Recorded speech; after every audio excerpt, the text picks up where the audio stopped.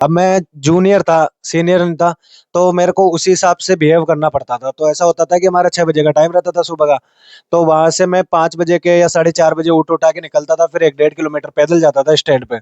Stand पे से बस पकड़ता था, बस पकड़ के भांगरोटा जाता था, क्योंकि वहां से वही लगती है बस, फर्स्ट बस लगती है वहां से, 29 नंबर या 8 नंबर लगती है वहां से थोड़ा वो भांगरोटा स्टैंड पे जाता, फिर वहां से मैं लिफ्ट मांगता मांगता जाता था, क्योंकि शूट लोकेशन करीबन 6 किलोमीटर थी। तो आधे टाइम लिफ्ट मिलती, आधे टाइम नहीं मिलती, अगर मिलती है तो ठीक है, नहीं मिलती तो पैदल चलते रहो। आपको मैं मिलवाता हूँ एक ऐसी शख्सियत से जिन्होंने काफी स्ट्रगल करके आज यहाँ तक पहुंचे हैं और आप सभी लोग जानते हो उनको। तो देखिए आप, क्या आप इन्हें जानते हैं? हाय। भैया अपना इंट्रो दो। जी, मेरा नाम है लव गुरु। मेरा चैनल है लव गुरु 161 के नाम से। चाहे यूट्यूब हो या इंस्टा पे, कहीं पे भी आप गूगल वगैरह कहीं पे भी सर्च कर सकते हैं, सबसे ऊपर मेरी प्रोफाइल मिलेगी। रवि भाई आप ये बताएं, आपका नाम पूरा रवि नारायण है? जी, जी, पूरा नाम है रवि नारायणिया। रवि नारायणिया। जी। तो हम आपसे ये पूछना चाहते हैं कि जो आप इस स्टेज तक आए हैं तो किस तरीके से आए? सबसे पहले तो आप ये बताएं, जो आपके दिल और दिमाग में, माइंड में जो आइडियाज आया वीडियोस वगैरह बनाने का, वो कहाँ से और कैसे और कब आया? जी, मतलब मैं यहाँ का नहीं हूँ, मैं डिग्गी का हूँ, टोंक टोंक जिला है मेरा। वहां से घर वालों ने पढ़ाई के लिए मुझे यहाँ पर भेजा। मैं राजस्थान कॉलेज में स्टडी करता हूँ, और क्या है कि मैंने स्कूल से टॉप किया है सारे से, तो दिमाग वैसे तेज चलता था। फिर उसके बाद में क्या है कि मेरा एक दोस्त वीडियोस बनाता था, मैं उसको देखता था, मेरे को लगता नहीं था कि वीडियोस वगैरह में कुछ है, चलो पब्लिक करती है, जो वायरल हो गए फेमस। ऐसा कुछ नहीं है कि हर बंदा ही वायरल हो जाएगा या कुछ हो जाएगा। फिर मैं उसको देखता था, मेरे साथ आके बैठता करता था, फिर ऐसा हुआ कि 6-7 महीने बाद वो वायरल हुआ, उसके अप्रोक्स 100 के फॉलोवर्स हो गए। तो उसके बाद में उसको देखकर मुझे लगा, क्योंकि एक शौक तो सबको रहता है वीडियोस वगैरह बनाने का, चाहे काम के लिए नहीं करते, लेकिन ऐसे फोन से वगैरह सबको बनाने का शौक रहता है, स्टेटस टाइप। तो उसको देखते देखते फिर मेरे को लगा कि यार मैं भी कर सकता हूँ। तो फिर मुझे आइडिया आया कि क्यों ना करके देखते हैं एक बार, फिर तब से मैंने शुरू किया। शुरू करते करते थोड़े दिन किया, फिर ऐसा हुआ कि मतलब कि इतनी अर्ली तो किसी को सफलता मिलती नहीं है। अच्छा, जब आपने शुरू किया था तो आपके पास फोन किस तरीके का फोन था? मतलब वो सिचुएशन क्या थी? क्या आपके पास शानदार अच्छा बढ़िया वाला फोन था जो नॉर्मली आज के पास सब, आज के टाइम में सबके पास है, या फिर वैसा ही फोन था? नहीं नहीं, ऐसा नहीं था। मेरे पास था 8-9 हज़ार रुपए का एक फोन था, क्योंकि मैं स्टडी करता था ना उस टाइम, तो महंगा फोन तो वैसे पॉसिबल नहीं था। तो वो फोन था, उससे है ना, जो मतलब वो चलाता था, वो हैंग भी होता था वीडियो एडिट वगैरह में। तो मैं ऐसा करता था कि मेरे साथ जो लोग शूट करते थे ना, दोस्त वगैरह, उनका फोन ले लेता था, और जब भी मेरे को बीच में गैप मिलता था या रेस्ट करते थे ना, तो उनके फोन से एडिट करके खुद के फोन में डॉक्यूमेंट कर लेता था, और फिर अपने फोन से पोस्ट कर देता था। तो देखो भाई, जैसे रवि भैया ने बताया कि उनके पास कभी इतने अच्छे सोर्सेज भी नहीं हुए, फिर भी उन्होंने हर हालात से लड़ते हुए दूसरों का फोन फोन मांग करके या खुद के फोन से एडजस्ट करते हुए वीडियोस वगैरह बनाई। तो आप भी कभी ऐसा मत करना कि आपने वीडियोस बनाना शुरू की नहीं, उससे पहले जाकर के 1,00,000 1,50,000 का फोन लिया और घर वालों को परेशान करे। तो इस तरीके का काम मत करना। जो आपके पास जिस हालात में, जिस वक्त में जो चीज है ना, उसका सही इस्तेमाल आप करोगे ना, तो आप बिखरोगे नहीं, निखरोगे, जैसे रवि भैया आज चल रहे हैं आगे। वीडियोस वगैरह ही क्या, हर चीज में, हर चीज की यही कहानी है कि जहां तक है ना, खुद को ये नहीं लगे ना कि मैं किसी को बता सकता हूँ कि मैं क्या करता हूँ, तब तक तो घर वालों पे डिपेंड मत हो, या किसी भी अदर पर्सन पे, जैसे कर्जा लेना या वगैरह वगैरह कुछ भी हो गया ना, तो डिपेंड होना ही नहीं है किसी पे। तब डिपेंड हो जब बता सको कि हाँ मैं ये हूँ, ये करता हूँ, जिससे सामने वाले को लगे कि हाँ बंदे के पास कुछ है। तब जाकर वो चीजें ओपन करनी चाहिए। उससे पहले स्ट्रगल करो, कुछ भी करो, अगर तुम्हें करना है तो अकेले में करो, किसी की मदद मत मांगो, अपने ऊपर डिपेंड रहो, बस। बाकी का फैमिली को तब बताओ जब लगे कि हाँ फैमिली वाले देखकर सुनकर खुश होंगे, ये नहीं बोलेंगे कि ये चीज क्या कर रहा है। तो फैमिली का स्टार्टिंग से ही सपोर्ट था आपको? नहीं, फैमिली का तो क्या है कि मैं मिडिल क्लास फैमिली से हूँ, तो सपोर्ट तो बनता नहीं है, क्योंकि इसी चक्कर में मैंने पढ़ाई छोड़ी थी, क्योंकि घर वालों के पास लगाने के लिए पैसे नहीं थे, क्योंकि मैंने स्कूल वगैरह सब टॉप किया है। लेकिन बाद में समझ में आया कि घर वालों के पास इतना पैसा नहीं है कि जो कोचिंग का कोई फीस भर सके, 1-1 लाख 1.5-1.5 लाख।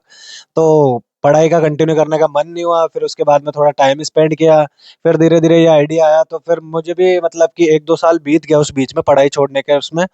तो फिर मैंने ये सोचा कि यार कुछ तो करना ही है, लेकिन मुझे कोई लाइन नहीं मिल रही थी जिसकी तरफ मैं जा सकूं।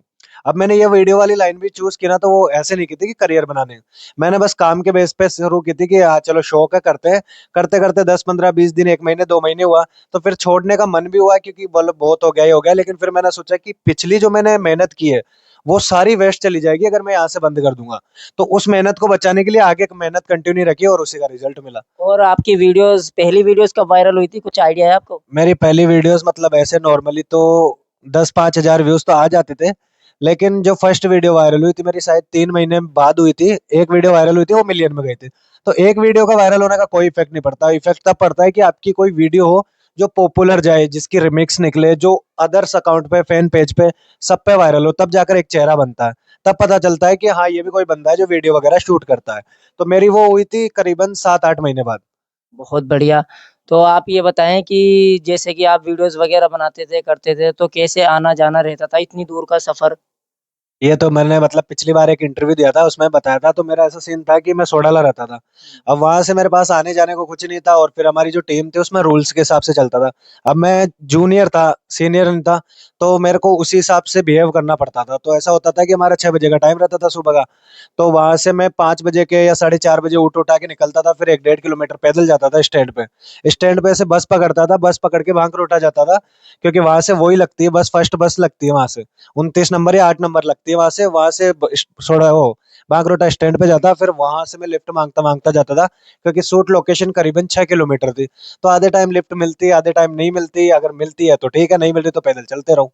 यानी कि सफ़र में भी आपने बहुत स्ट्रगल किया है। बहुत ज्यादा, मतलब एक होता है ना कि चलो एक दिन जाना है, समझ सकता आदमी 2 दिन जाना है, लेकिन तब तक जाते रहो जब तक अपन को पता ही नहीं है कि कब तक जाना है, अपन को डेली चलना है।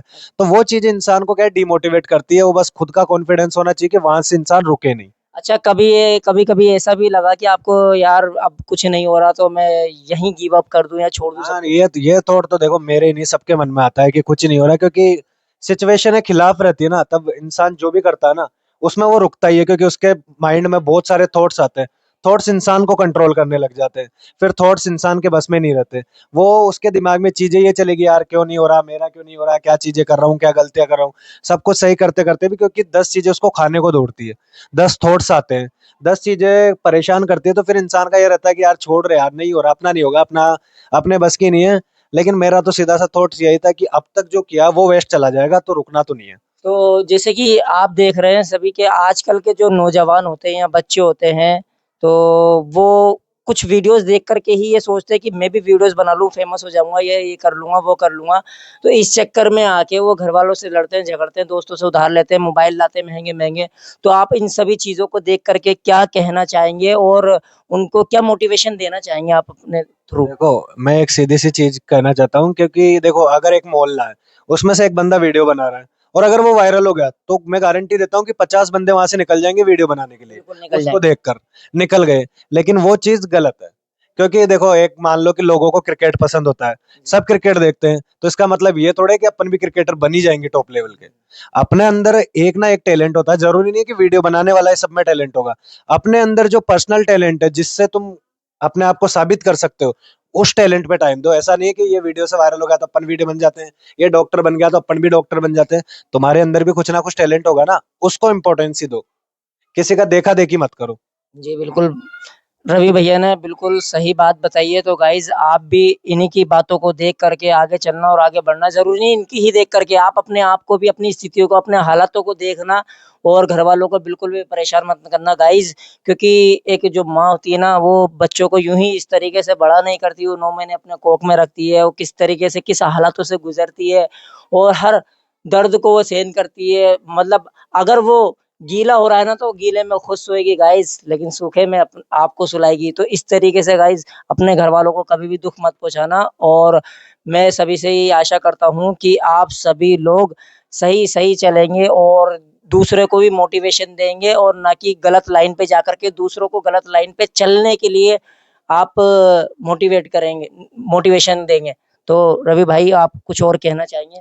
मैं तो यही कहूंगा कि और जैसे कि हाँ, मैं ये कहना चाहता हूँ कि मेरा छोटा भाई है मुन्ना, मुन्ना खान के नाम से उसकी आईडी है मुन्ना खान 1313 तो वो भी आपके साथ वर्क कर रहा है। तो उस कैसा क्या रहता है आपका टाइम शेड्यूल वगैरह भी? हमारा टाइम शेड्यूल तो यह है कि हमने एक टीम बना रखी है फिक्स। जी। उसके बाहर के बंदे मतलब वीडियो नहीं बनाते, हमारे जो फिक्स है वही लोग काम करते हैं, क्योंकि हमें उन पर ही विश्वास है ना, क्योंकि सबको हम ले भी नहीं सकते, और लेंगे तो किस किस का मतलब वो कॉम्बिनेशन वाइब मैच नहीं होती। तो हमने टीम बना रखी है, उसमें रूल्स बना रखे हैं, 10-15 रूल्स है। उन रूल को सब फॉलो करते हैं, चाहे किसी के कितने ही फॉलोअर्स हो या किसी के कितने डाउन हो, सब इक्वल है, सब पे वो रूल्स लागू होते हैं, और उनके हिसाब से हम वर्क करते हैं। मतलब कि सब में सब बराबर है, कोई बड़ा-छोटा नहीं है। हाँ बिल्कुल, जो रूल है ना वो सबके लिए है, सबके लिए बराबर है, वो सबको फेस करना होगा। बिल्कुल सही बात कही भाई ने। तो गाइस मिलते हैं फिर अगली नेक्स्ट वीडियो में। अगर आपको कुछ सवाल वगैरह रवि भैया से पूछने होंगे तो आप वीडियोस वगैरह पे कमेंट कर दीजिएगा। हम अगली बार नेक्स्ट वीडियो में उन सवालों को लेकर के दोबारा से ही रवि भैया के साथ में रूबरू होंगे, आपके प्यार और सपोर्ट के साथ में। ठीक है। ठीक है गाइस, लाइक फॉलो।